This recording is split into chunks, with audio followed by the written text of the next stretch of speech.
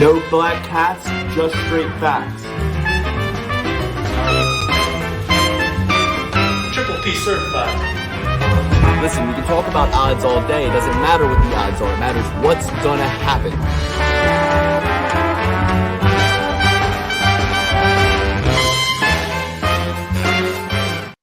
Welcome to the Perfect Play Pursuit. We are here to break down UFC 286. Leon Edwards facing Kamaru Usman for the third time in London. I cannot wait to discuss this card. There are so many great fights. Justin Gaethje taking on Rafael Fiziev. But we're coming off a really good weekend, guys. I'm drinking winner's piss. If you're in the Patreon, if you followed my open bet sheet, that I somehow, from the grave, in a stupor, managed to update for you and give you a 2-fight parlay that is an amazing payout. Dug me out of the hole, put some money on top, paid for my whole party, the whole weekend in one fell swoop. Guys, we're coming off a big winning weekend. Let's talk about it. Alex, Dan, I know you guys might not be drinking winner's piss like me right now, or maybe you're crying in your beer, Alex. I know that you wouldn't pass up an opportunity to imbibe on a Monday night. But Triple B certified picks, we had the worst night we've ever had in our entire lives, 3 out of 7. Okay, doesn't get much worse than that. We're still at 72% accurate in year 3 with 218 given. So we are deep. We have a very, very large data sampling, 72% in year 3 on Triple B certified picks, but just below 50%. We rarely do it. I think that might be the first or second time this year we've gone under 50% on Triple B certified picks. But it's also the first or second time this year Dan has gone under 50%, 5 out of 12. We'll get into it. Dan not getting a single pick right past Petrino. So 4 in a row towards the end of the card. I know you didn't really I know you couldn't have possibly won any money. So we'll get into that. Correct. Alex broke even 6 out of 12. That brings him to 62.6% accuracy in year 3, 262 out of 418. And I had the best night, 7 out of 12. Still not very good by our standards. 264 out of 418, 63% accurate in year 3. I'm in second place. Dan is 1 pick ahead of me at 265 out of 418 in first place still, but I'm closing in on him. He was ahead by 3 last week, and now I've just close that gap. So now I'm almost there. Guys, what a night. I'll tell you guys, so same night as the card, I had my daughter's first birthday. And I was busy mingling. I had a lot of family in town. I had a lot of friends in town. And, I made a conscious decision. I'm not going to put the fight on during the party. I'm going to just let the prelims happen without me focusing on them at all. And I felt really good about that. It was nice to get a little break. I wasn't in the Discord. I wasn't updating my live sheet because I wasn't placing any bets and I wasn't watching the fights. The party finished. We went back to my apartment. Baby went down for a nap. I turned the fights on. Now, at this point, the Davy Grant fight had just ended, so I missed the Davy Grant fight. I heard it was good. I'm going to go back and watch it. Alex saw it. He'll talk to you about it. But I was just getting started for the night. I check my sheet. I go, okay, every single parlay that I made, which I really did need to do the parlays for this situation because I wasn't going to be betting. So I had to kind of set it and forget it. Every parlay I did lost with Gravely, to be honest. Gravely, I put him across everything. I really thought he had Victor Henry here. So he was the one pick that lost. I picked Fremd, he won. I picked Grant, he won. I picked Silva, he won. I picked fucking Ariane Lipsky, baby, the violence queen. She won. So I was damn near perfect, except for Gravely, going into the Brzeski fight. Now I picked Brzeski, so he blew everything there out. Picked Petrino, but I didn't bet that fight because I was kind of just getting my bearings for the night. One big thing I noticed about myself is that, I'm a vibes better. I'm a big vibes better. So I, once I got home and I licked my fingers, I saw which way the wind was blowing. I saw Jay Martinez overperform. I saw Said Nurmagomedov underperform as he always tends to do. I was like, I see which way the wind's blowing tonight. I'm getting a little bit of a feeling here. I'm getting a little bit of a vibe. So I stick with my Krylov pick because I know he's a weird guy, weird vibes. Krylov coming in, weirdness. I switched that from Span. That's weird. Stuck with him, but I picked him by knockout. So now I'm down even more. And I'm like, what's going on here? I even had one that was active with Martinez. But regardless, we get to the Romanov fight. There's 2 fights left, and I'm not down that much. I hadn't gone really back in and rebuilt a lot. I had mostly just sprinkled a couple 4-fight parlays going into the Nurmagomedov Martinez fight, into the Span Krylov fight. So I'm at this point, I'm down like $300 maybe. And I go, okay, what are we prepared to lose tonight? What do we think is going to happen? And then it hits me. I'm watching the guys warm up in the back. Romanov is sitting there jiggling, dude. That belly was jiggling big time. And I'm like, this guy's morbidly obese. He needs to go see a doctor. Like, this is not good. And he's always kind of had a little bit of a King Kong belly to him, but it's never been this bad. And nobody was higher on Romanov than me. Like, let's be real. Nobody was higher on Romanov than me through his debut. And I actually did something with Romanov that I rarely do, which is I forgave him for a shitty performance. I forgave him for the Juan Espino performance. I forgave him again for the Marcin Tybura performance. But when I saw him warming up in the back and I saw Volkov warming up in the back, I'm like, Volkov is not only going to win, he's going to knock him the fuck out. So I threw it in the Patreon. At that point, guys, I'm so many beers deep. I was at a family party all day. I was having a great time. Didn't get a chance to eat too much food. You know what I mean? A lot of mingling. So I still managed to get to my open bet sheet that people pay good money for in the Patreon. I still managed to go Volkov by KO and Dvalishvili. 2 to win whatever you need to win, right? And I placed 100 on Volkov to win by KO and Dvalishvili parlayed, and I'll pull that up right now. That paid a handsome amount. All in all, it was $1,880, I think. When you subtract my losses, it settles out. When you subtract my losses and what I needed to bet to win the 1,800, it's like I won $1,250 profit, basically. Wow. Yeah. Lukey two-leg doing it again. I feel like that's your move. The third time, whenever there's an event, for some reason, I can click into a little reptilian lizard brain and I go, I'm going to pay for this event with gambling. And it's happened 3 times in a row now. It's happened my daughter's christening, the Poconos ski trip, and now my daughter's first birthday party. I've paid for all 3 and then some. They've all happened on these days, and I've made a bet on these days, and I've won on these days. So if I have a big event coming up, make sure you're extra careful to keep an eye on that open bet sheet, because I refuse to lose sometimes. Sometimes I refuse to lose. I get into refuse to lose mode, and I go, oh, I forgot about this extra ammo box under the couch. Boom. And then all of a sudden now it's raining men, hallelujah. But I wish I could tell you that, I'm celebratory, but I'm really not. I'm cold and dead inside. I feel nothing when I lose. I feel nothing when I win. It's truly a nightmare. I have to get right with the Lord. You see me drinking here today, but I promise I'm going to get on the path again. I'm going to get right with the Lord. By Easter Sunday, I will rise again. I will be reborn, and my picks will get better than ever. But feed the hot hand. I'm hot right now. I'm wearing a $400 sweatshirt. Let's go. Alex, what do you have to say? I talked for about 7 minutes straight there. I'm going to let you and Dan really air it out. Take your time. Dan, did you get a chance to watch any of these fights? I barely watched any of the fights. You are the point man on this, Alex. I, too, was at a pretty crazy party. You could call it the same party Luke was at. And I can attest, very impressive that he was able to navigate those waters. It was chaotic for me, and Luke was basically the star of the show. So he was, kissing other babies and signing autographs on titties. You could edit that out, I guess. That's fine. That's completely fine. That's no need. I'm kidding. Alex, why don't you tell everybody why you missed your niece's first birthday party? Because I didn't want to frame it like that. Go ahead. Yeah, Alex. I got snowed in. In my house. I was supposed to leave for Maryland around 8:30 in the morning. I had to stop, get some fluids for the car, get some gas, get some other things. Woke up at around 7:30. Looked at the snow report. I warned everybody the night before because I realized we were getting a big snowstorm. The night before, I went out. I stopped at Wawa to grab a few beers. As I'm leaving Wawa, getting dumped on. At this point, I'm already 2 minutes away from the mountain. I say, okay, we'll go there, wait for, the roads to get cleared up a little bit, then we'll head back home. Roads terrible all night.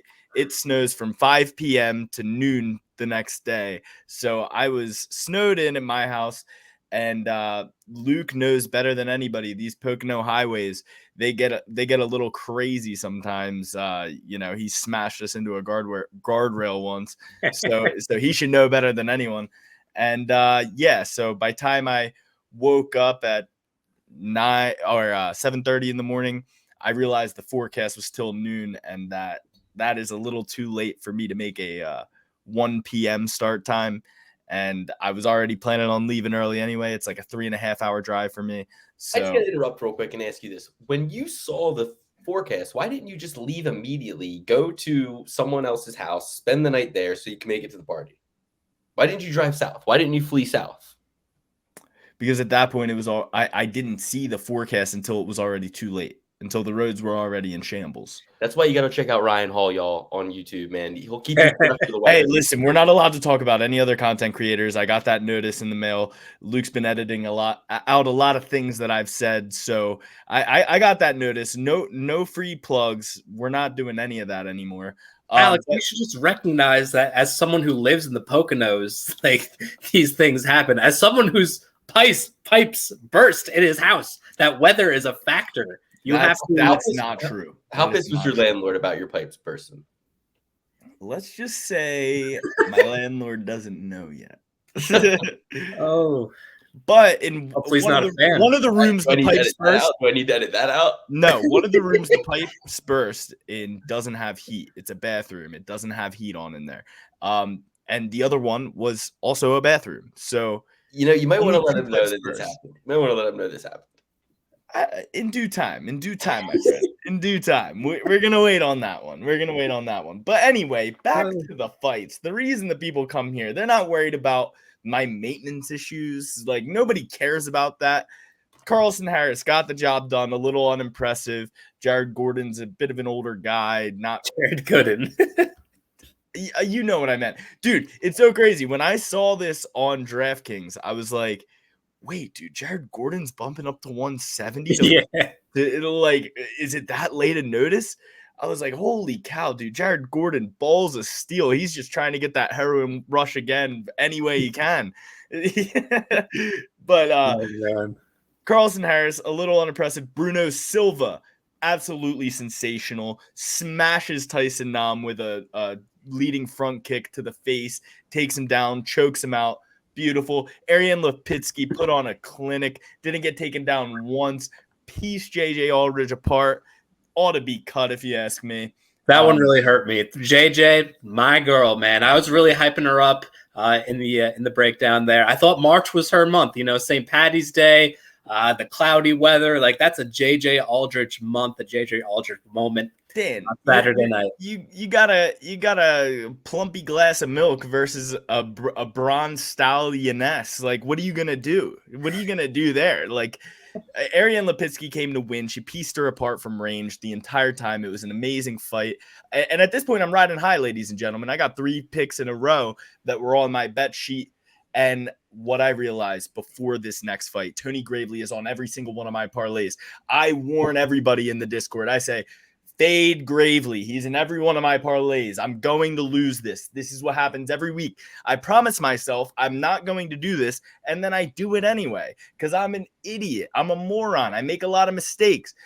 I did it again, and God darn it, it was all right, we're 12 minutes in. Sorry, I was a little nervous. Didn't want to get demonetized over here.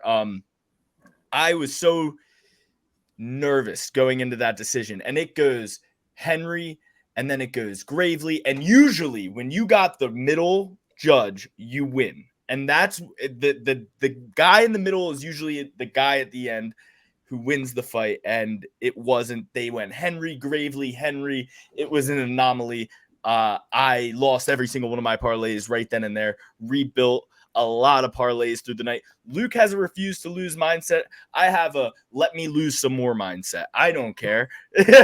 I'm just going to keep throwing my money in the drain while my brother doesn't give me these amazing picks that he's putting together. Josh Fremd kills Cedricus Dumas. Rocks. How can you say I didn't give you that pick? I gave you Fremd on the podcast. So did Dan. No, I'm talking about your winning bet sheet. I didn't get your winning bet slip. Nobody said this to me beforehand and was like, "Hey, would you have listened? I would have. I really would have. So next up, Josh Fremd rocks Dumas on the feet at least 4 times.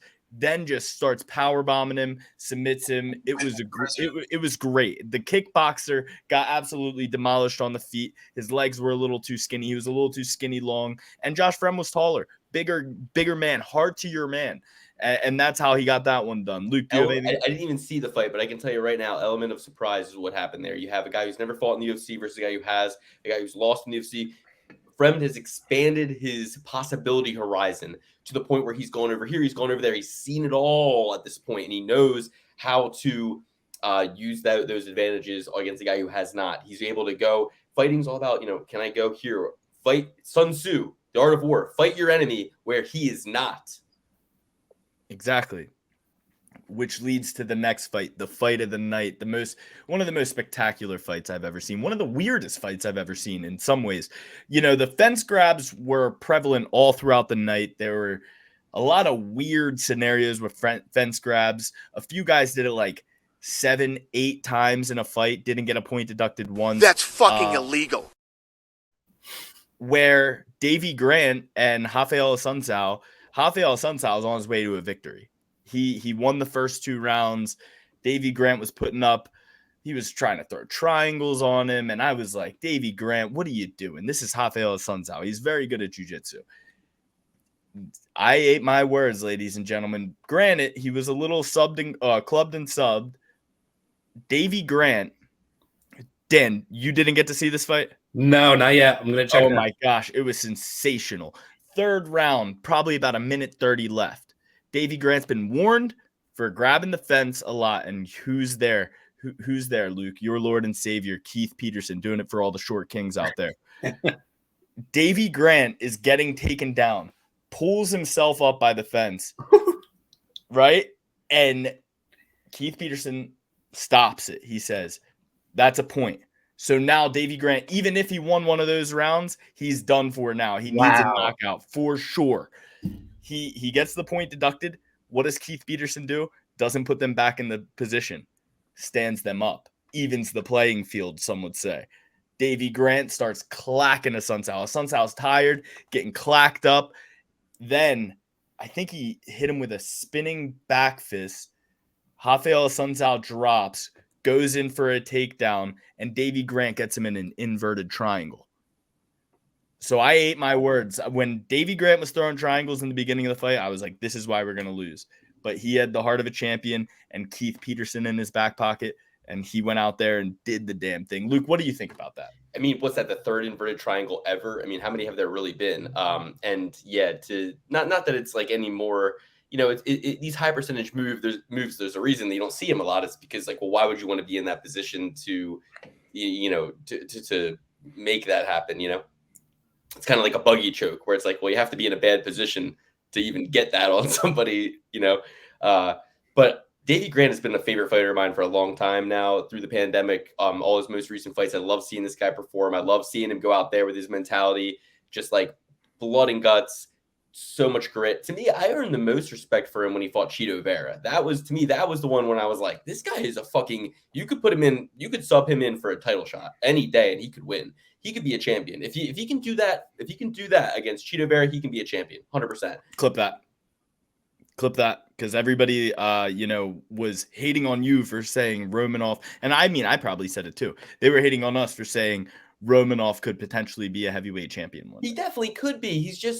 He's just like, I don't know what's going on. It's easy take. I mean, dude, think about this, guys. Okay, you want to hate on me for saying Romanov could be a champion. I want you to take your mind back to him hitting those 5-point throws against heavyweights again and again and again. And yeah, they weren't that great of competition, but he's throwing people. He's launching grown men across the fucking ring like sacks of potatoes. He's choking guys out with his forearm. He's just King Kong and dudes. And, the Juan Espino situation was not good, but he did get kicked in the fucking dick pretty hard. Alex, you're a guy who's had some nut issues. We won't get into them, but I'm just saying any man can understand, you don't want to get kicked in the nuts.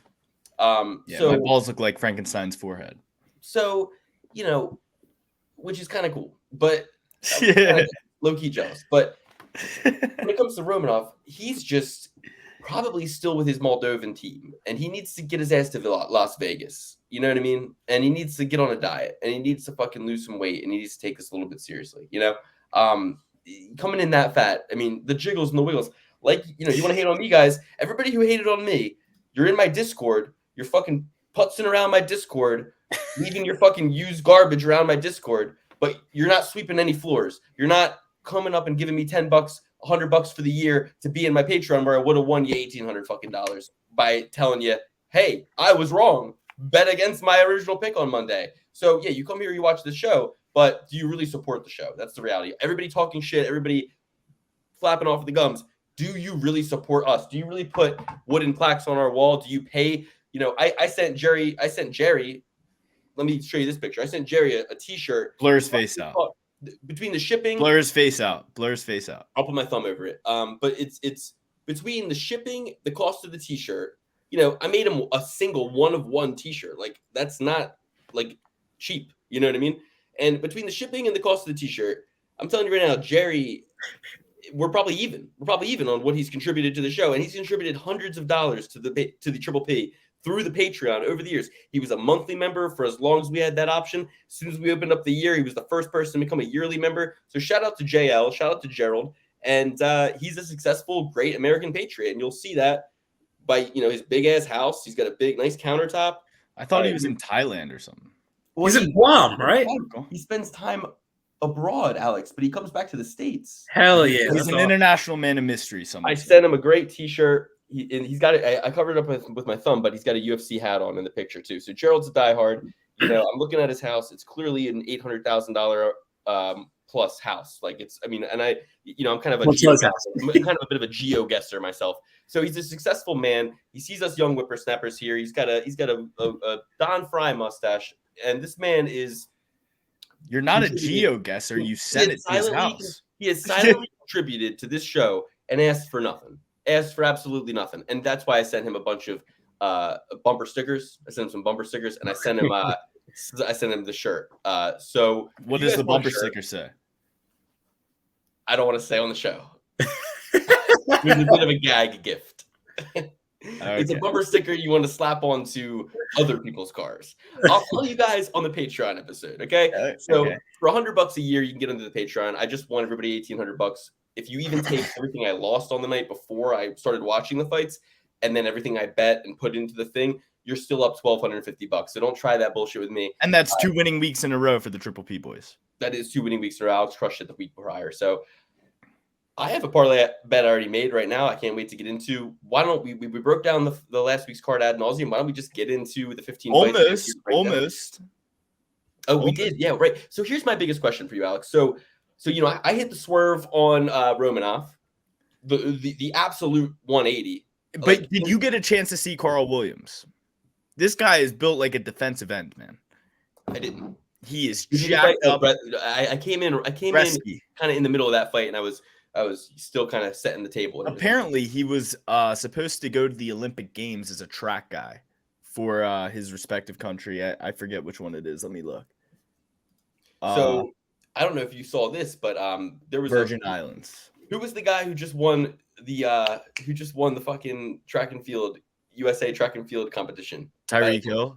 By a mile. Yeah, Tyreek Hill went there and just destroyed everybody. Yeah, it wasn't necessarily the best time, though. I mean, the amount of time it took him to run that, I think Usain Bolt ran 100 meters, which is like Olympic guy. You know what I mean? Yeah, but he's not from the United States. So yeah, that's what I'm saying, though. But I'm saying, he only ran 60 meters. I'm pretty sure that was a 60 yard. Looking at how quick he finished compared to the rest of the people. And I was Tyreek Hill is disgusting. They have advanced statistics shit now, and they can tell you how fast somebody is running on the field. I think at one time he got up to like 28 miles per hour or something like that. 25. He's ridiculous. He's the fastest guy in the league. Wow. See, that's what's so dangerous about the NFL, because it's really the speed at which they're moving more so than the impact. You know what I mean? If they were going slow, causes the impact. Oh, we're doing a little sides here. We need to ban speed in the NFL. We need to slow the sport down. If you want to have less concussions, you got to slow these boys down. If we can clock them at 28, we know that's too fast. Speeding ticket. Oh yeah. And Dan, what do you think about the sorry to get off topic, guys. I know Dan is a baseball guy. What do you think about the pitch? Oh, I love it. It's tremendous. The only rule that I didn't like was that if you throw over to first base twice, first of all, you're limited to 3. But if you throw on the third one, you have to get him out. Otherwise, it's allotted a stolen base. But that just throws up it doesn't shave off that much time to begin with. So it already doesn't even matter. Wait, so you're telling me if somebody tries to pick somebody off at first 3 times and they unsuccessfully get them, the guy automatically moves to second? Yeah. That's fucking stupid. Yeah. But so you're giving them the advantage of, okay, he's thrown over twice. Like, he's definitely not going to throw over a third time. Now you have a free pass even before that happens, pretty much. So at least with a free running lane. But I love speeding up the game. I love ending the shift. I think there's going to be a lot more base hits, a lot more stealing, a lot more balls in play, and just speeding up the game in general outside of just the time itself. So it's going to be great for baseball, and I'm super stoked. You don't think it's going in the wrong direction, though? Because something I like about baseball is you just throw it on, you go to a game, you down a bunch of dogs, you drink a lot of beers. You don't necessarily have to pay attention every second. I agree, but you can't have 162 3.5-hour plus games. Like, that's just not sustainable for humanity as a whole at this point in time. And I want baseball to live. So listen, if you got to chop it up a little bit, make it a little bit faster, take off a half hour, I'm fine with it. I'll watch a 6-hour game. I'll watch a 20-minute game. As long as I'm watching baseball, it's all good, baby. So, well, I'll tell you what. I played this video. It came up in my algorithm, and Brooke was watching with me, and she thought of you. She actually said, "Ooh, when I see Dan at the first birthday, I'm going to talk to him about this topic because I know he likes baseball. He's going to be blown away that I know about this." But it was the guy who's calling his own pitches now with the thing. Oh yeah. They all do that. What's his name though? So what's the guy who has the fastest? He pitches the fastest. Like he just goes. Like he like. I don't know. Max Scherzer. He pitches very fast. Scherzer. Mad Max. Yeah. Dude, yeah. That we watched the whole video about him. We were supposed to bring it up at the party, but I forgot. But yeah. So what do you think about him? Oh, he's the man. He's on the Mets. I actually was a fan of him a little secretly when he was on the Nationals too, and on the Tigers. But he's just a crazy person. 2 different colored eyeballs. Naughty. You tease. Fan, you little secret fan, boy. Oh, a secret fan. Not, as a Mets fan, if it's in division, you can't root for him. But dude, that guy is mad as a hatter. He's so fun. But pitchers aren't that way. They're talking to themselves, but he's super competitive too. Here's my thing with pitchers. Once I saw the spider tack thing, I was these pitchers have been fooling everybody for so long. They're all like, us, we're superstitious. Us, we're weird. I have to touch here and touch there and do this and do that before everything. I'm like, no, you had to touch where your little sticky adhesive shit is. And and Luke, what did that? They fooled him for decades. What did that guy in the kitchen you worked at say about baseball?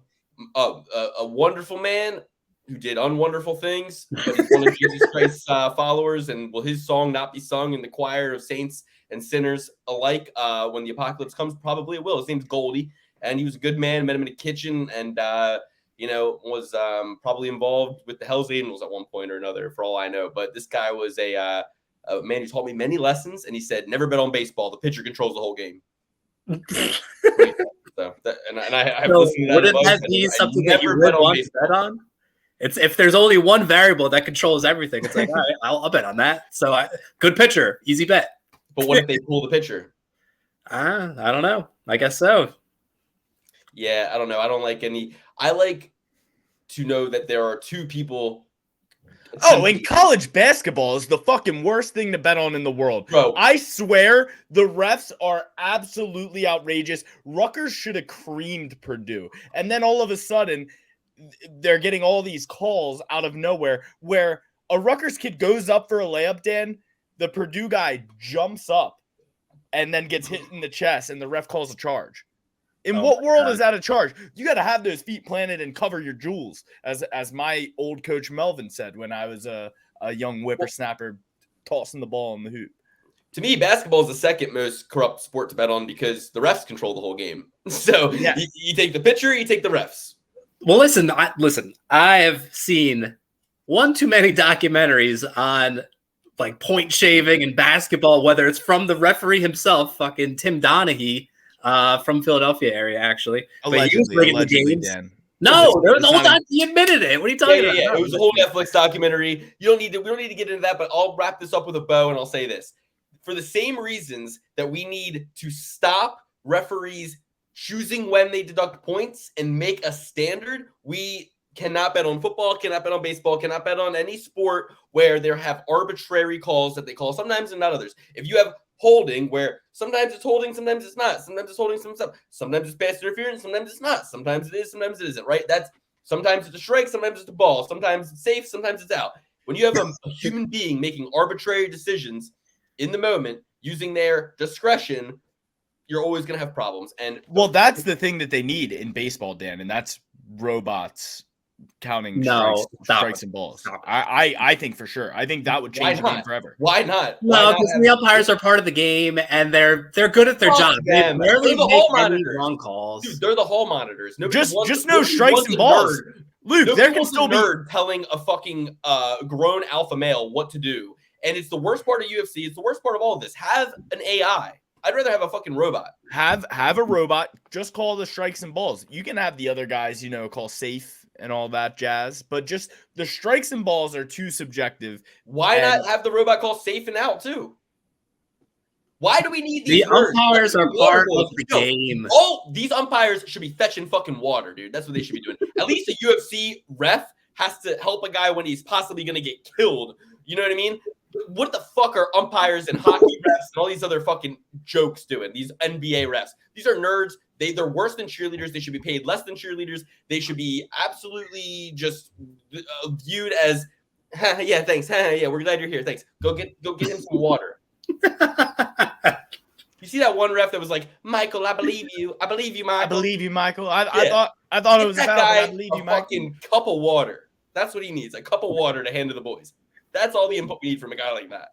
The only refs, the refs should be bigger than the fucking. That's the one thing I liked about Big John McCarthy. Some of those guys he was in there with, he could have beat both of their asses. You know what I mean? And it's like, you want a little bit of authority. And say what you want about Big John.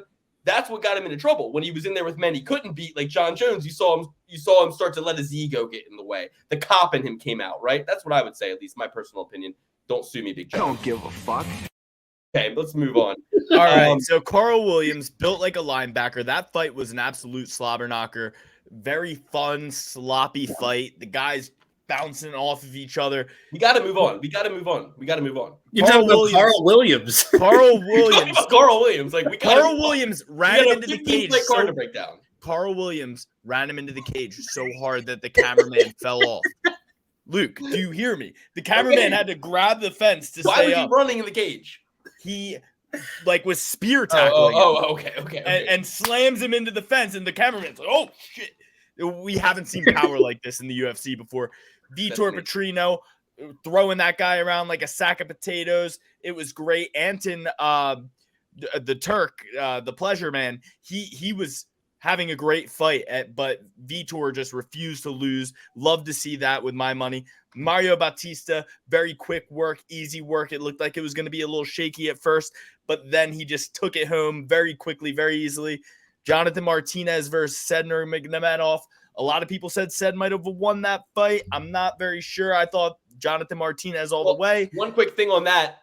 I watched that fight. It was an amazing fight. It was a wonderful fight. I was kind of like, watching it pretty drunk at that point. So my memory of it isn't that good. But here's what I have to say about Sedner Magomedov. These guys are always doing this to themselves. These Russian guys are it's almost like somebody needs to hand them a fucking rule book.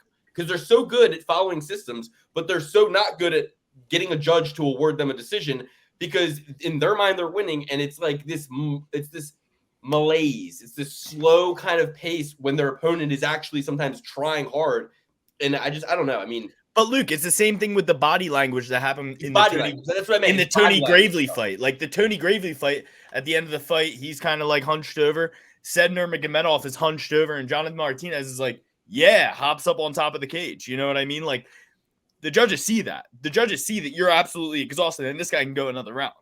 Yeah, and it's also like have a little bit of like I don't know. I just feel like sometimes they're just like so locked in that they're not seeing like the broader picture of what the judges are watching. If that makes sense. I don't know how. I really don't know, but it happens too often, especially with Sedner Magomedov. But it also happens with perfect example, Zubaira. Same kind of guy, same kind of camp, same kind of mentality. And, same things happen, right? Why do these things keep happening? They would have you believe it's Russian racism. I don't know about that. I don't know if about that's that why. either. And that's a great point when we lead into the next fight, because they show the Russian flag, but for some reason they don't show the Ukrainian flag. Don't know why. Nikita Krylov, So absolutely. and you think, Alex, the precedent behind that is like, well, when else have they done that? When the Taliban retook Afghanistan, they took Afghanistan's flag off, And Hong Kong, Luke. Am I wrong about this, Dan? You're the history guy. I mean, I just kind of noticed these things like as the times unfold, and it's like, what is going on? Like, how about just no flags then? I guess. And right? Hong Kong, but they don't show Hong Kong either. I know the Hong China's in Kong thing. I didn't know ESPN's about. pocket. I didn't know about Afghanistan.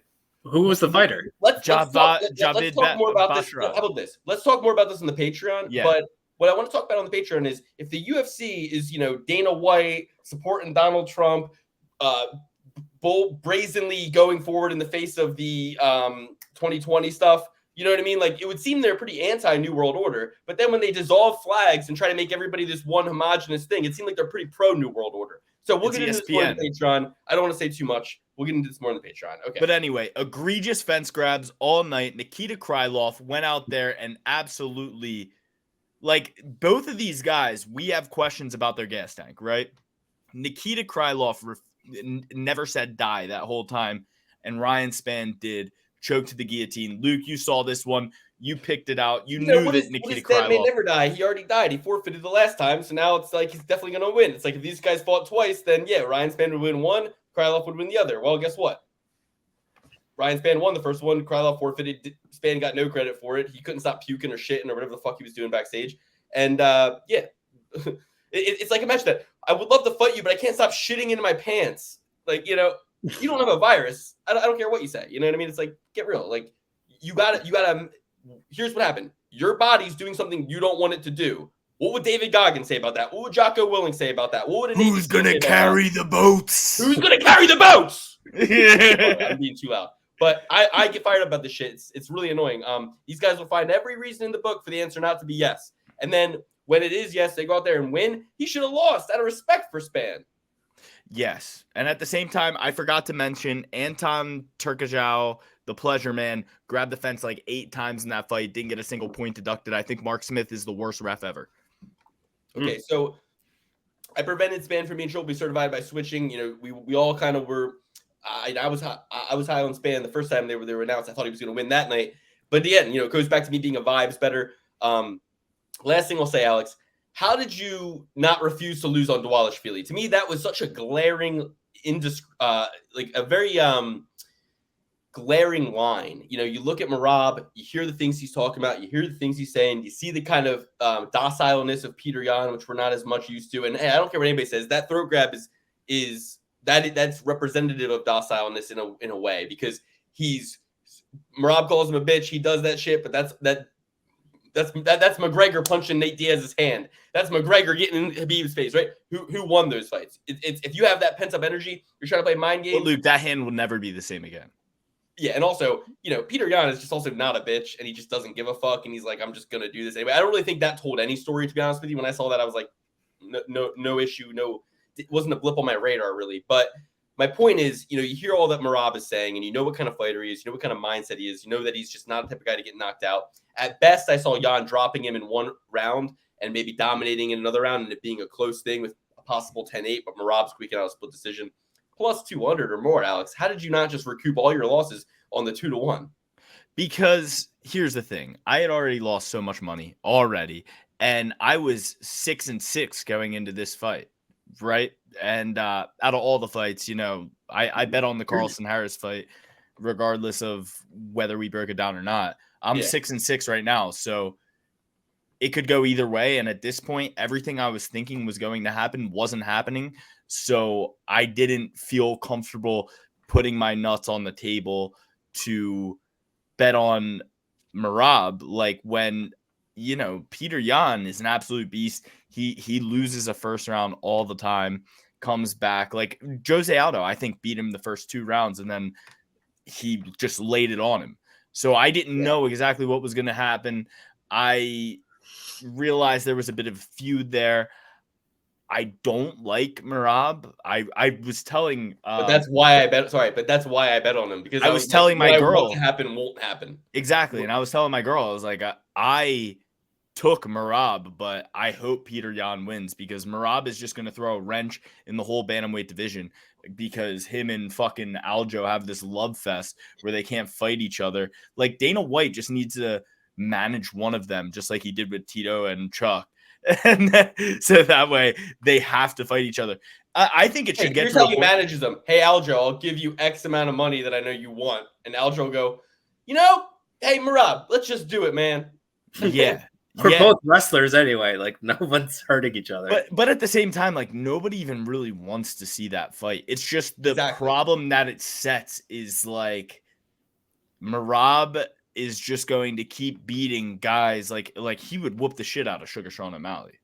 Like I believe, like he's so long and lanky. Luke, you know, shorter wrestlers have like a lower center of gravity. They have an easier time. Sugar Sean is hearty enough to knock out Merab. I think 100%. that Sugar Sean sooner would break his own hand and find a way out that way because Sugar Sean is not a dog. He doesn't, you know, I know he would like to think he is because of the Peter Yan fight, but that wasn't, you know, when Sugar Sean breaks his hand in a fight. And look what Merab just did to Peter Yan in a 5-round fight where Sugar Sean barely won a 3-round fight where people dispute if he won that fight, like a lot of the time. And Merab made it look so easy. Yeah.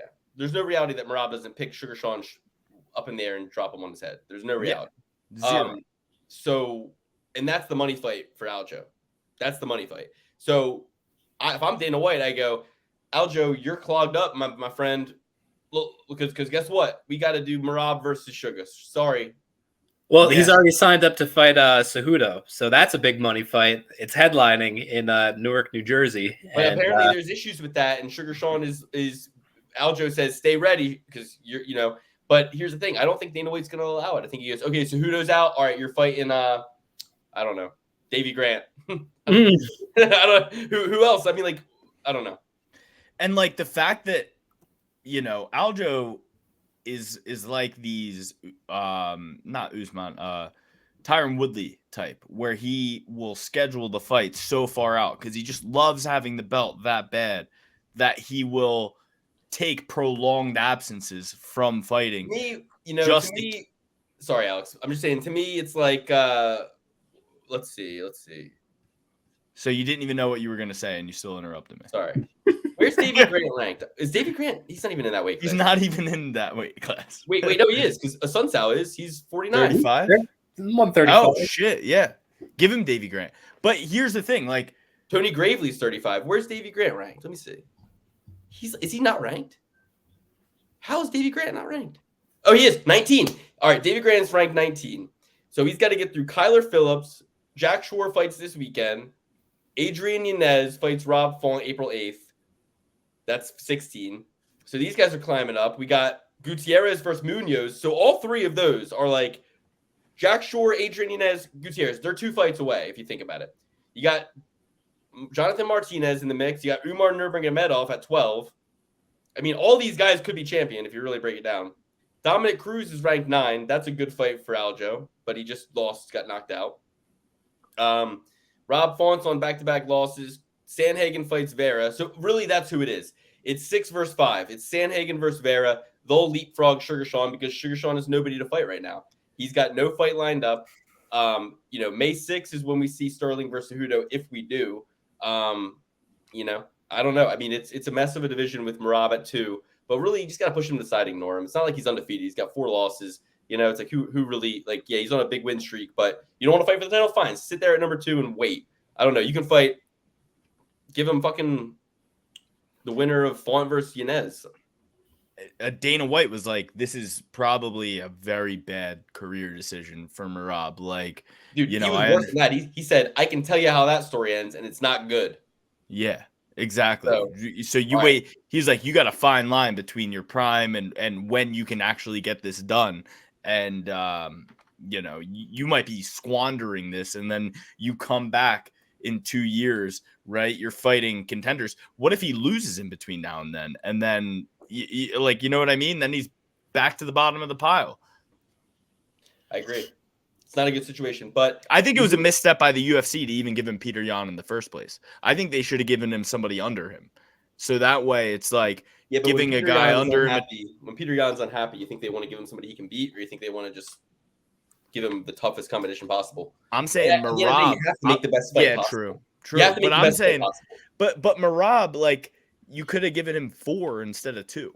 You know what I mean? Yeah, well, it doesn't really make sense that, I mean, it's good for Jan, but it's like, and this is what Chael Sonnen talked about on his podcast. It's like, okay, so Jan loses to Sugar Sean and then ends up in a main event against a higher ranked opponent instead of dropping down. It's like that really kind of is everybody kind of the audience and the UFC giving a tip of the hat to him and saying, it was a close fight. Look, you don't deserve to take a back step from it. So we'll do what we can on our part to put you in a main event against a tough opponent. But it's to his demise at the end of the day. It's like, we kind of have to just let the fucking rankings settle because then it allows the flow of the market. You know what I mean? Mm-hmm. If you get in the way of that and constantly do these weird things, then, you know, it interferes. We got to move on.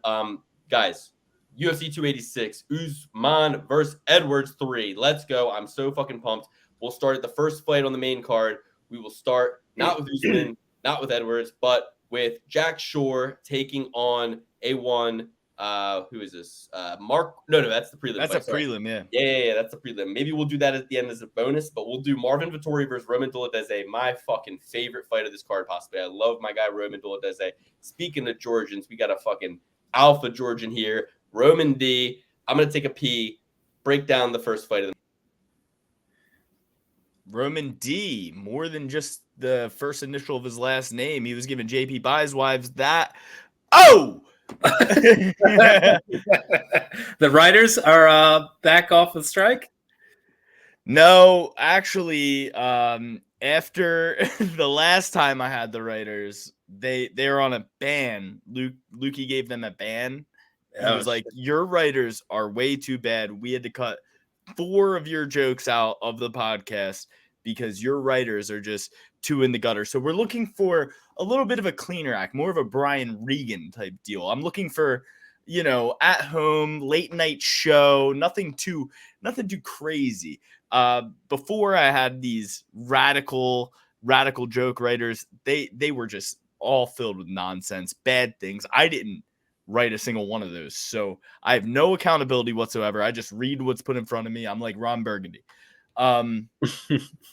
But we got Roman Dolidze as a plus 220 dog against Marvin Vettori.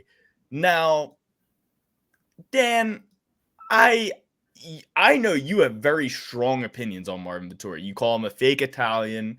You say he's not even from Italy. If you look at him, he looks more like a product of Berlin.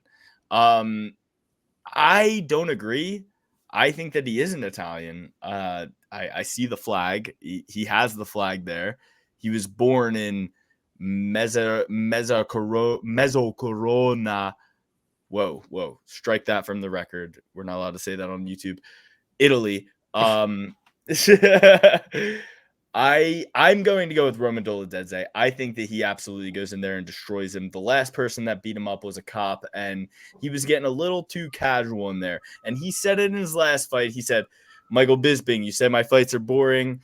Now I'm just coming out here and knocking all these guys out.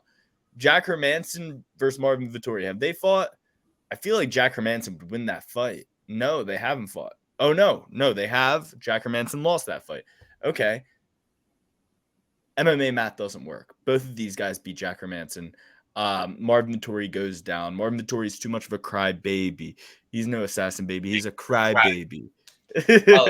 Not only did Roman Dolidze beat Jack Hermanson, he broke Jack Hermanson. He had him completely dead to rights. He had him in a calf slicer from back mount, and then proceeded to be in the position he could be in to cave his skull in with his elbow. But that's not legal in the UFC because we're a bunch of little bitches. So he had to just hit him in the temple a bunch of times, which I guess is healthier. So here's the thing. Roman D is my guy. I've bet on him in pretty much every single fight he's ever had. I love Roman Dolidze. I think truly, like, I just want to be this guy's buddy. I just want to fucking give him a hug. I just want to rub my face in his chest hair and just, you're my guy. I just want to celebrate with him. You know what I mean? Because he's just so fun. He went out there. Like one Jasmine. Guys, he absolutely snapped. He snapped Phil Halls in half and then knocked him out. The most destructive ending you could really have. I mean, not only is your knee fucked, you got a concussion, you got knocked out. The ref did Phil Halls no favors in that fight, and Phil Halls was coming off of beating the brakes off of a Daron win. Kyle Dawkins, Roman Dolidze said, fucking, this is the guy, dude. This fucking guy who looks like Poindexter over here. He just fed him knees and destroyed him, right? Broke him, absolutely broke him. He's a truther. Roman Dolidze is a truther. We all had opinion about Kyle Dawkins. We all had an opinion about Phil Halls. We all had an opinion about Jack Hermanson. He dispatched all three of them in a row in such a violent fashion. He said, let me just, the truth will set you free. He set everybody free. And he said, stop denying me. You want to say the thing about the Trevin Giles fight, guys, he pretty much won that fight. He just was like dicking around for whatever reason. And don't forget, Trevin Giles, he beat James Krause, right? On Monday notice. But all I'm trying to say is federal prison. Relax. Allegedly, that's a Dana White quote. Come on, man. I love James Krause. Can you just please stop? I don't like James Krause. Well, stop. Okay, don't get into legal matters. You're not a lawyer. You're not a lawyer. Okay, listen. Roman Dolidze is my pick. I love him. I want to hug him. I think that Robert Whittaker made Vettori look like a fucking nerd out there last time. Like he looked like he was afraid of Robert Whittaker. You guys know how I feel about Robert Whittaker. Paulo Costa also made Vettori look like a nerd. If you got time, go check out Sigma Grind Set Paulo Costa versus Marvin Vettori. Hilarious YouTube video. Really shows how Marvin Vettori just doesn't have it all there. You know what I'm saying? Loses to Israel twice, thinks he won. Barely beats Kevin Holland, barely beats Jack Hermanson. Really, just Marvin Vettori, not that good. Going to lose to Roman Dolidze in devastating fashion. He's going to get knocked out standing against the cage with his back to the cage. Yeah, this is the easiest fight on the card, I'd say. Marvin Vettori is going to win this thing. The only advantage, Are you kidding me, dude? I really thought you were about to serve by a big underdog. We were going to have a big night. We were going to all be like, yes. And you're going to go the other way, dude. Oh my God, this is such an easy fight. I would put Roman in there against Robert Whittaker. I think he picks Robert Whittaker up and fucking drops him on his head, and feeds him elbows, and grabs his leg and rips it apart. Roman Dolidze is like fighting a fucking alligator, dude. Yeah, for like 5 seconds until he gasses out, and then it's just kind of half decent. Marvin Vettori, he may not be Italian, but no let up on the gas tank, baby. He's coming all the way through. Yes, Roman Dolidze has more power in his hands. Look at Marvin Vettori's head. We talk about neck strength all the time on this podcast. Look at his neck. This guy's not going down. He never has gone down. He's not going to go down at any point in his UFC career from a knockout. That being said, he throws way more volume. He's going to be scoring way more points on the scorecards. And besides that, Dolidze, yes, when he's on the ground, when he actually gets to the mat by miracle or some guy falling on a banana peel, then yeah, the jiu-jitsu becomes a factor. He's a terrible wrestler. He has a terrible gas tank. Vettori's a better wrestler offensively and defensively. Easiest pick of the night. Vegas is with me because I'm right on this one, as Vegas almost always is. Learn your lesson. I don't know how you're in first place given picks like this, dude. I don't know how you're in first place. Dude, I can't wait for this fight. Guys, this will be the pick that I take first place on. I don't care if we're dead even for the rest of the card. I am going to take the lead on this one because Dan is crazy. Vettori's got a thin little baby face, dude. He's going to get hit with that Russian hammer hawk, and he's going to get knocked into oblivion, dude. Oh, my God. He's going to be sucking wind 30 seconds in. He's going to look awful. Yeah, and Vettori's this cardio machine. He is. Can I take the next one away first? Go ahead. We got a couple of mamas out here. We got Jennifer Maia versus Casey O'Neill. And yeah, there is quite a large age discrepancy, 9 years. I think the old lady is going to get this one done. Hear me out, boys. You get a split decision against Roxanne Modafferi a year ago, and now you're fighting a year and a month ago, right? Jennifer Maia, she's been more active. She fought just as recently as November. King Courtney Casey, she's trying to fight Jessica Ai, Roxanne Modafferi. She's doing a veterans tour. That's for sure. And if you're getting a split decision win against Roxanne Modafferi, I don't know how much I respect you. Jennifer Maia all the way. Jennifer Maia is going to destroy her. Jennifer Maia has been fighting top talent in women's MMA for a long time. And I don't think Ooh, guys. Oh, hold on. Rewind. Rewind. I just realized Jennifer Maia has a split decision victory against Roxanne Modafferi. No. But that's in 2016, ladies and gentlemen, when Roxanne Modafferi was Invicta. 2016. That's in 2016. These ladies. 2016 was a much different time. It was if you think about, if we knew what we knew now in 2016, we would have really cherished those days a little bit more, I think. Oh, I agree. That was my first year in college.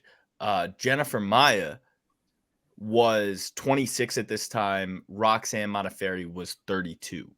So that's a completely different trajectory, where Roxanne Modafferi is 40 years old when she fights King Courtney Casey, and she can barely get the win. At least Jennifer Maia was a 26-year-old. When I first took a look at this, I was like, Jennifer Maia could win this. My only thing was I want them to give me plus 400, plus 300, plus 250, something like that on Maia. I don't want them to give me this kind of what it should be line. You know what I mean? Like, this is a very well done line, I think.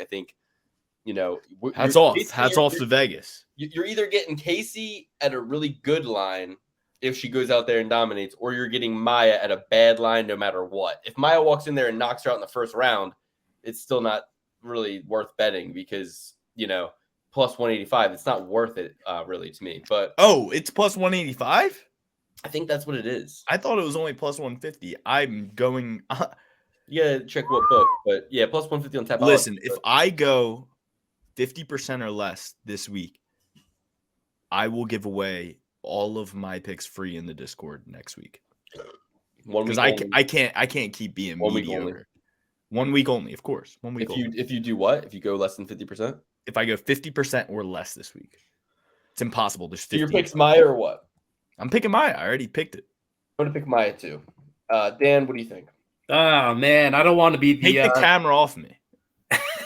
I don't want to be the triple P cert on a lady fight coming off of a subpar performance triple P wise. Or Dan, don't worry about it. Don't worry. No. I mean, for the three of us. But I'm still going to go with it. I like Maia here as well. I think this is going to be a huge step up in competition for O'Neal. Maybe psychologically speaking, she's getting too big than she actually is based on these wins. But Maia, on the other hand, she's been fighting the best of the best for a long time now. And even when she loses, she's serviceable. So I think at some point, I don't think a submission will be on the table, but maybe a dominant grappling exchange that'll really sway it for Maia. So give me Jennifer Maia on this one, especially at plus 185. Amazing. Okay, so Dan, did you see the movie The Woman King? No, but I'm sure you loved it, Alex. Well, obviously I don't if I'm going against a woman king in Courtney Casey or Courtney. Sorry. Casey O'Neal. Sorry, I'm always thinking about Courtney Casey. I'm always thinking about Courtney Casey, guys. The Crimson Chin. I thought Casey O'Neal was Courtney Casey. I'm so sorry. I honestly, in my own head, I said Courtney Casey like 3 times during this. But all right, listen, guys. It's time to be serious right now. We got Gunnar Nelson. He's very stoic. He's from Reykjavik, Iceland, by way of SBG Ireland. I took a look at Reykjavik, Iceland's gym. I want to read some names from it. It's so hilarious. But why don't you guys, Dan, you take this one away first. I'm interested to see your pick. Another one of the easier picks on this card, and it's going to the double B, Brian Barberena. Okay, quadruple B, bam bam. Oh, that's true. Quadruple B on the triple P. I'm blown away. What's that? I'm blown away. You're crazy. Alcohol's pretty good. I'm the only one not drinking. I'm going with the Bam Bam here. Here's why, Luke. Gunnar Nelson fights once a year. Okay. Again, very similar to Roman Dolidze in many ways. Okay. The jiu-jitsu is the clear path to victory, but not very good takedowns, not very good wrestling in general. Brian Barberena, he's a brawler, obviously, but he's got some wrestling credentials. He's got some wrestling chops. He certainly has shown those skills in the UFC octagon for over 10 fights.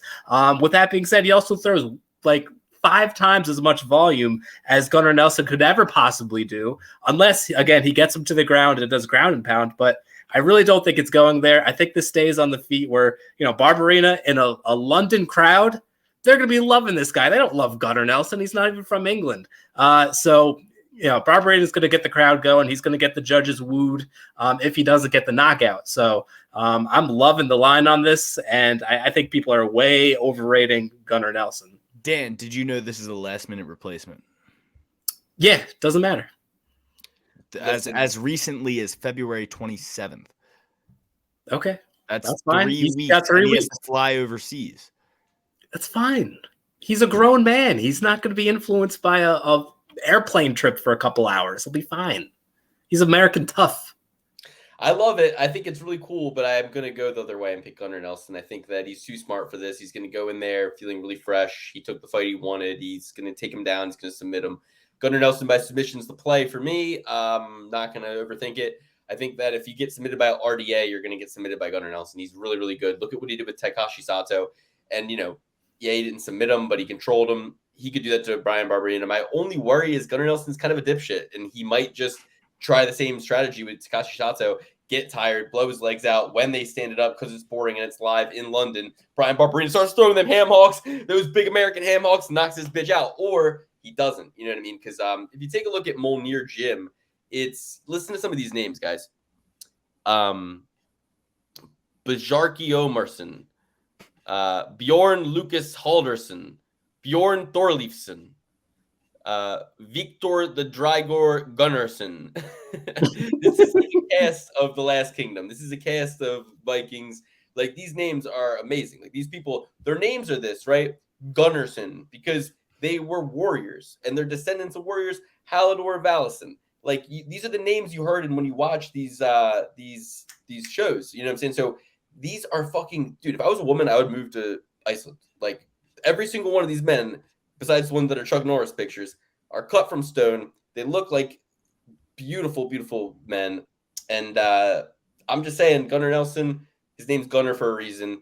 He's here to bring the big guns. He's here to get the exciting first round, a submission to bring us into the main card. Brian Barberena is brought in as a backup plan. He's a back BB because he's BB backup plan. You know what I'm saying? He's plan B. He's playing quadruple B for the UFC. If Gunnar decides to get the flu, Gunnar's getting knocked the fuck out. Otherwise, it's a first round submission or it's a snooze fest. But either way, this is a very strategic placement in the card. Gunnar Nelson gets the win here. He fought 11 months ago, but this guy got submitted in Gunnar's best position 3 weeks ago. You know what I mean? Yeah. Take a look at the people that Brian Barberena has lost to. None of them, or all of them, I should say, way above Gunnar Nelson's pay grade there.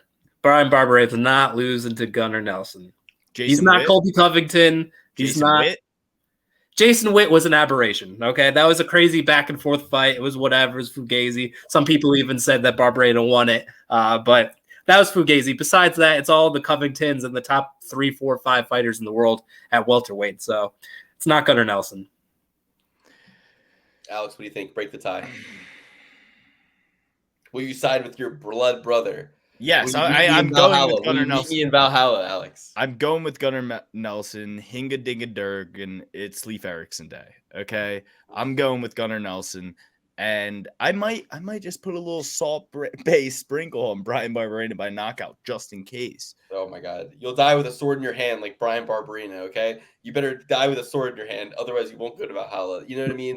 It's like shit like this. Like you just heard it, guys. So go ahead, trophy served by Brian Barberena, I guess, because that's what's gonna happen. That's not what I said. He's a minus 375 favorite. I said Gunnar Nelson. I'm gonna sprinkle a little bit on Brian Barberena by knockout. What did you not understand? It could be Brian Barberena by decision. Then you're fucked. You know, he's already plus 280. I think you just wait until this point in the night. If your parlays are still intact, if you've won money, yeah, fine. Do a little sprinkle to hedge against what you already got on Gunnar. But for the most part, I think it's just a bad matchup. This guy, he got taken down by Jason Witt. How many times, dude? How many times did Jason Witt take him down? Jason Witt's a bit of a better wrestler. Better than Jason Witt? I think Jason Witt might be a better wrestler. He trained in the States. I disagree. I think you'd be surprised. All right, let's move on. So you're 2 for Nelson, 1 for Barberena. I don't know. I see the big underdog. Sure, that's fun. It's fun to gamble. All right, Justin Gaethje versus Rafael Fiziev. This is my favorite fight of all time. I'm so excited for this fight. Rafael Fiziev, I believe that he is going to destroy Justin Gaethje. Now, the only thing is, Rafael Fiziev is kind of like Floyd Mayweather.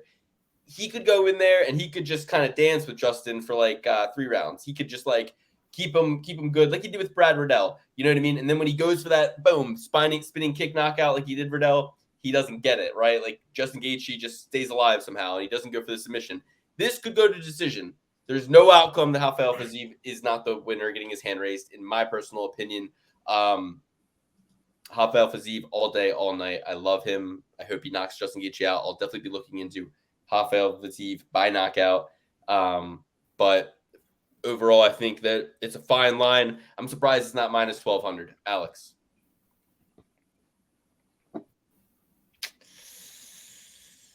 Man, I don't know. I just think that Can I say one more thing? yes, you may. Trevor Whitman needs to throw that sewing machine away. All right. The UFC is not going to give him $1 for those gloves. He's asking way too much money. throw that sewing machine the fuck away. We're done sewing.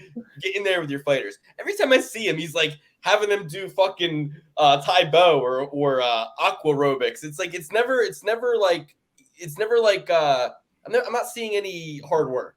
Honestly, he's got these guys going through a fucking cardio kickboxing class by themselves. He's like, and I watch Embedded. This is what I have to get my information from, right? I watch Embedded and I hear him go, and don't go too fast. It's all about technique in this round. I'm like, stop, have them go fast, have them do it fast. Like, let's go. You know what I mean? Like, what's going on? They're not going to win, dude. And then they literally cut to him in his office with his sewing kit. Like, and I'm like, you're sewing too much, man. Stop with the sewing. If I'm Justin Gaethje, I'm fucking. If I lose, when I get knocked out, first thing I'm doing, I'm going straight into that back office. I'm picking that sewing machine up. I'm breaking it over somebody's head because he needs the time and attention he deserves. He's a high level athlete, but he's more interested in hunting. He's more interested in, you know what I mean? Like, these guys don't want to win. Rafael Fiziev is interested in one thing, and that's putting Justin Gaethje's head in the fucking rafters, dude. You know what I mean? Yeah, I totally agree. This might be one of the few fights we actually agree on. Oh, sorry. What do you go ahead, Dan? No, yeah, Fiziev is the pick for sure. You talk about throwing that crazy spinning kick, and sometimes the guy isn't there like Riddell. Gaethje doesn't move all that much. He's very plotting and very hittable. So I'm not too worried about a circumstance like that. And even the wrestling could be in play with Fiziev. He's a pretty damn good wrestler in his own right. So this is a changing of the guard fight if I've ever seen one. And I think Fiziev is a parlay pillar for show. I think Fiziev's going to bury his foot, his leg, his shin right into Gaethje's liver. Gaethje's going to go, oh! And then Fiziev's going to take his elbow and go, boom, and hit him right on the temple. He's going to put him out cold. People are going to be saying, should Justin Gaethje retire? That's what people are going to be saying. Clip it. That's a clip it right there. We'll see what happens. Yeah, I mean, you guys say these things, but I don't agree whatsoever. I mean, the Brad Riddell fight, I thought it was a bit of a dog fight. It could have gone either way if it went to the judges. Rafael didn't let that happen. Rafael dos Anjos was winning maybe 3-4 rounds up until that knockout. And I don't care what any of you say. I'm going with Justin Gaethje. He's just the more well-rounded fighter. I don't necessarily think that Rafael Fiziev has very good wrestling. Definitely not Division I All-American wrestling. Justin Gaethje goes out there and gets it done. I think this line is a little... It's kind of begging you to take Rafael Fiziev. He's the younger guy. It's only like minus 200. Why wouldn't you take him, right? No. We're going with Justin Gaethje here. No Triple P certification. And on to the main event. Wow. I mean, I'm just glad we have you because, we would be getting letters in the mail about how we were mean to Justin Gaethje. But, you come on here, you say that he's going to beat the man who, he's from if you ever go to YouTube, there's a great Azerbaijani channel that talks about life in Azerbaijan. And honestly, it's aspirational. And I know when Fiziev retires, he goes back to Valhalla, which is Azerbaijan, and he's going to have a very fun time. And I'm excited for him. And he is a Viking. He's a true Viking. If this were Pokemon, he's Stage 2, Nicholas Dalby. What do you think about that? He's No. you know what I mean? He's Nicholas No, Dalby. Nicholas Dalby's more of a wrestler, no? No, I'm saying Nicholas Dalby, like if you just juiced him up a little bit, metaphorically speaking, you would have like physique. You know what I'm saying? And I think Justin Gaethje, right, is a reduced physique. I think Justin Gaethje's head's way too small for this matchup. His head's too small. His body is too jiggly. He spends too much time on the golf course. Physique, you give him a golf club, he's like, oh, this is what we beat people up with, right? Like this is what when you really have a problem with somebody, like he's not gonna know what that is. He's gonna be like, he's like, what's this? Like a small hockey stick for a child? Like he's not gonna. Well, he's gonna need it because he couldn't even turn it on against a 38-year-old. It took him 5 rounds to get anything done. So, I mean, he lost 3, maybe even 4 rounds. I'm trying to get you to defend Justin Gaethje a little bit more. What you're talking about physique? Why don't you talk about Gaethje? What the fuck has he done recently besides tap with a death before dishonor tattoo on his body in front of his own mom and dad? I haven't tapped in classes I pay to go to. He's getting paid $1 million and wants to tap in front of people. Go out, die. I thought that's what your tattoo says: death before dishonor. All I'm gonna say Khabib's nuts were in his face, Alex. Khabib's nutsack was in his face. How good is wrestling? People say Khabib's the greatest. And I'm not mad at Justin Gaethje. I'm mad because of America. I'm mad because he went in there with the fucking country flag on his back and said, I'm going to out-wrestle Khabib. And Khabib put his nutsack in his mouth before he tapped and didn't go out. I go out in classes I pay for. I mean, I'm just saying Khabib is, some people's number 1 greatest of all time. Not mine, personally. Not mine at all. But, what are you even talking about? He has 15 fights in the UFC. John Jones has how many title wins? 17, 16? I said some people's, not mine. Not mine. Not mine at all. Dude, don't piss me off right now. You want to pick Justin Gaethje, that's fine, but give me a reason. You're sitting here telling me it's going to be wrestling? Well, yeah, well, this stupid little. No, I just think he's gonna. I think he's going to go balls. forward, not give Rafael Fiziev the space, the distance that he wants, and I think he's going to get on the inside, throw those leg kicks, throw elbows, and he's going to give Rafael Fiziev some hell. He's going to put him up against the cage. He's going to hit him with some elbows, hit him with some knees, and it's going to be the end of the fight. I think that people are putting way too much stock into a guy just because he has 1 loss in his whole career. That loss is by spinning back fist knockout. I don't know if you know that. But he has had some. I'm not even talking about that. I'm talking about going in there and getting dropped by Charles Oliveira before you get choked out. I'm talking about going in there and not being able to even. Too worried about him. Too worried about the submission. I'm talking about Michael Chandler rocking you. Michael Chandler rocked him, dude. What do you think Fiziev does to Michael Chandler? What do you think Fiziev does to Michael Chandler? Do you think that fight's competitive? Gets dogged by Michael Chandler. Okay, so now we know Alex is living in a fucking fantasy world. This is a boy versus a man. You take the favorite here. Like it's not even competitive, guys. It's not even competitive. Don't listen to Alex. All right, let's move on to the main event. Like you said, Alex, I'll give you the first take since we just absolutely buried you and destroyed your credibility. We might as well just get your opinion out of the way first. That was crazy. I mean, I can't believe Dan agrees with me, and you're out here. What's your what is Justin Gaethje sliding you money to not triple certified Fiziev over here? No, I'm not a dictator, so I have no association with. Okay, Alex, Hit me up, babe. I'm just trying to cut you off. I don't even know what I'm clicking. I'm just trying to cut you off. Luke, you're going too hard now. Now Gaethje's going to win, and my bet's going to be sunk because you're going so fucking hard on your brother. I'm a vibes better, and we have. This is how we have to do it, Dan. You have to when you have your foot on the neck, you got to push harder. There's no vibes yet. There's no vibes yet. We haven't even gotten the feel of the night yet. We haven't even gotten the feel yet. Okay. Let's just move on. Break it down, Alex. Kamaru Usman, Leon Edwards, 3. As you all know, Leon Edwards was Triple P certified in the last fight. Triple P certified. We knew Leon would go out there, pull it out of the fire. We didn't know necessarily how epic it would be, but we knew he would do it.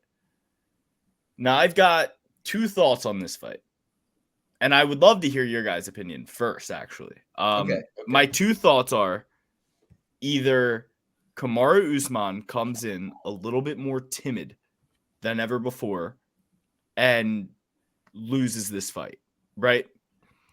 Or Kamaru Usman uses the safest game plan he possibly could and makes this an absolute snooze fest. And, there's a reason Kamaru Usman is, minus 200 favorite right here because let's not kid ourselves. He won 24 minutes of that fight and then got knocked out. So I want to know what you guys think about this one. I don't want any nonsense right now. Don't come at me. I'm just saying Kamaru Usman won 24 minutes of the last fight, right? And yes, we all had Leon Edwards, but we were all wiping our brow at the end of that. We were like, thank goodness Leon Edwards got it done. I'll tell you what I think, Alex, and I want to hear what Dan thinks, obviously. Dan, do you want to go first? I see you're on your phone. Okay, I'll go first. So I was just looking at the odds. Sorry. Kamaru Usman, college wrestler, right there. Let's start there. College wrestler. So Leon Edwards, born Jamaica, didn't move to a place much better, right? Chip on his shoulder type of guy. You put him in there with Nate Diaz, and it's like you said, he got a little cocky in the 5th round, and Nate Diaz reminded him what's up, but he stayed alive at the end of the day. Nate Diaz G-checked him, right? From Stockton to Birmingham, he gave him a G-check, and Edwards passed the test. And at the end of the fight, Nate Diaz dapped him up, and he gave him his respect. And he still respects him.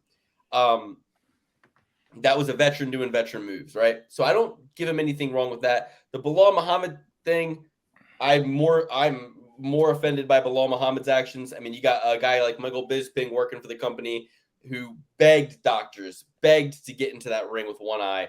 They just signed a guy who's blind in one eye. And your big issue is that you can't see out of one eye, and that's why you can't continue. What's it going to change? What do we need to get you right away, like for emergency eye surgery? Is that what needs to change? Like, it's going to come back. Like, let's just do the fight. But he literally cried, and I can never respect Bilal Muhammad for that. With a guy like Michael Bisping. The UFC literally just signed a guy who is blind in one eye. Who is this guy? Do you know his name? He's a Russian guy. I don't know. I just look him up. Yeah. So I mean, like, to me, it's like, what would have happened in the street, Bilal? Like, this is the ultimate fighting championship to me, and that's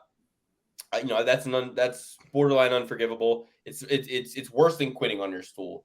To me, it's Bilal. You got Kevin Holland. I mean, like, these guys, you quit on your stool. Like, this is crazy. This is the ultimate fighting championship. You know what I mean? Sharaputidin Magomedov. Name a scarier name. So, and then you got guys who like Jacare, right? Who you got guys like Nick Newell, a one-armed guy, and then you got a guy like Jacare who goes in there and breaks his arm. You got a guy, Uriah Hall fought with his toe protruding out of his fucking skin. Does anybody remember that? He had the same thing happen to him that happened to John Jones, and he fought in the 3rd round. Like, let's be real here, guys. Like, there's just levels, and there's things that you do and decisions that you make inside the octagon that reveal things. It's like in the Matrix. What does the guy say? What does the key master say to Neo? He says, he fights him, and then Neo and him get into pretty much a moment where Neo has the upper hand, and he goes, stop. He's like, okay, I had to make sure you were the one. He's like, why did that make you make sure? And he's like, you don't know someone truly until you fight them. You don't know someone truly until you fight them. You don't know somebody truly until you see them in that moment. And to cry in the octagon is bad. You better be Daniel Cormier if you're going to cry in that octagon. That's the only one I'll fucking forgive. You're Bilal Muhammad, you're crying because you got poked in the eye. I mean, come on. Who was that fighter a couple weeks ago who begged to continue when he got poked in the eye? Who was a couple weeks ago? Got kicked in the balls, got poked in the eye. Dan, it was your pick. Who was it? It was your pick. It was Mana Martinez. Yeah. Mana Martinez begged to continue. I mean, his eyes were actually twitching. Both of his eyes were twitching, which your eyes are parasympathetic. So one will do what the other is experiencing. So he wasn't faking it, because if he was faking it, he would just be blinking out of one. You know what I mean? But both of his eyes were fluttering, and the doctor was like, "It'll die down. Just give it a second." And he did, and he fought on. You know what I mean? We got a one-eyed guy in Michael Bisping. We got a one-eyed guy in this new guy. And you're going to tell me that Leon Edwards gets a black mark on his name because he poked Bilal Muhammad in the eye, and Bilal Muhammad threw an absolute temper tantrum. So Bilal Muhammad back in the line, go to the desk, whatever you want to do, hang out with Karen Bryant. But we're taking, and I want to like Bilal Muhammad, by the way. It's really, it's just, what am I supposed to do here? So, all right, moving on. The pick for me, Alex, to me, here's what I think. If Leon could get it done in that moment, this next one will be a walk in the park.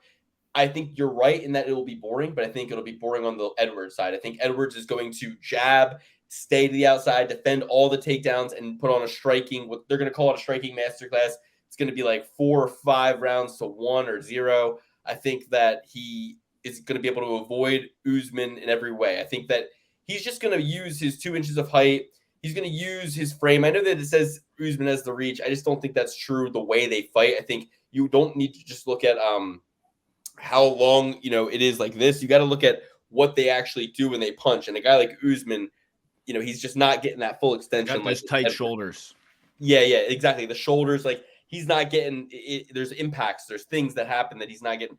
I also think that we're just going to see the worst Usman we've ever seen. He's 35 in 10 months, guys. He's almost 36 years old. For him to do it at this stage is such a high probability. Vegas is, to me, this is just like them probably recognizing through data that there are more Usman fans who think, I don't even know how this line is this. I think that they're just trying to get, I think they know most people want to bet on Usman, and that's why they're making him this big, heavy favorite, because people are going to over pour their money into Usman. And then Edwards will win, but there won't be a lot of people who bet on him, right? So I'm going to triple P certify Edwards again. We did it the first time. To me, this is an absolute gift. I love it. Alex didn't pick yet, but I don't know. I feel like we're going to. Dan didn't either. You're the first one to pick. Triple P certified Leon Edwards. We did it once. We'll do it again. Yeah, listen, I think there is a lot of psychological aspects at play in this fight. You knock a guy out, you have one of the biggest moments in UFC history. Now you know that you could actually get the job done. Coming off of that first time where he lost, but, got a little bit of a rub from that fight, probably learned from it. His grappling's gotten way better. We saw him mount him in the first round. I think maybe he could get a little bit more sustained success and not have everyone sweating all the way up to the last of the 5th round there. But, I see Leon winning again. I'm not crazy in love with the pick because I do think that Usman, he's at the end of his line, but he's got at least one more fight in him, right? I mean, one more fight, I think it's possible. So give me Leon Edwards. Not crazy about it, but I love the line, like Lukey said, plus 200. Can't hate that. I want to say one last ride, baby. As Ray Lewis said when they won the Super Bowl, this will be my last ride. And Leon Edwards is going to win it. And this is why he will be the last. This will be the last time we ride him, because Khamzat Chimaev is coming.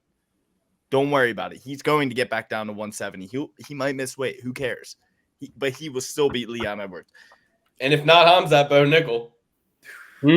Oh, yeah, dude. Bo Nickel's licking his chops at that bull from across the pond. Come on now. Leon Edwards. I wanted to take Leon Edwards all along. I was hoping one of these boys would walk me off the ledge, but who am I to, lightning does strike twice. Lightning does strike in the same spot twice, statistically, and it will happen again. And this time, he doesn't have to fly across the pond. He probably won't have the same cardio issues he had in the last fight. And there's going to be judges that are more inclined to pick him. And Luke, one last thing before we go. Merab Dvalishvili and Aljamain Sterling won't fight each other because they have this brother-like relationship. I just saw the Division II Wrestling Championships. I forget what weight it was, but there were 2 brothers in the finals. 2 brothers in the finals for the Division II National Wrestling Championships.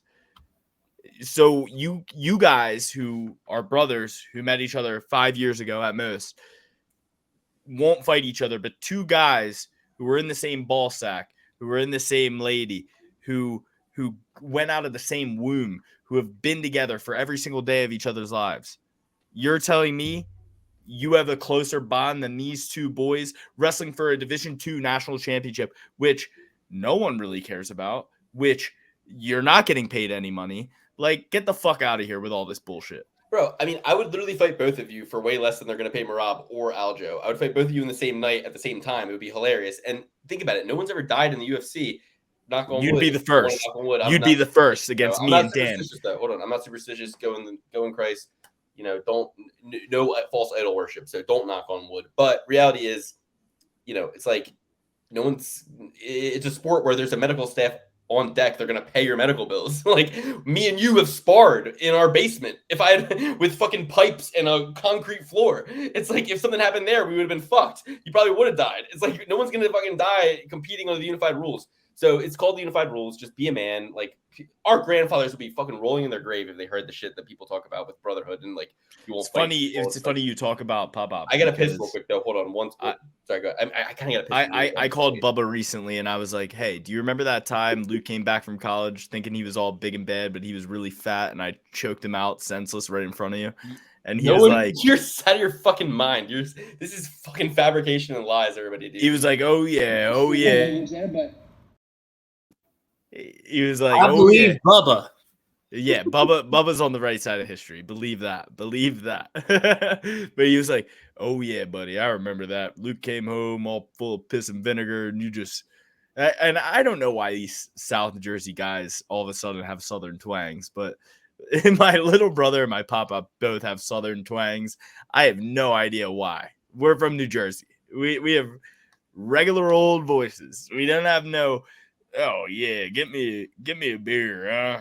Like, you know what I mean, Dan?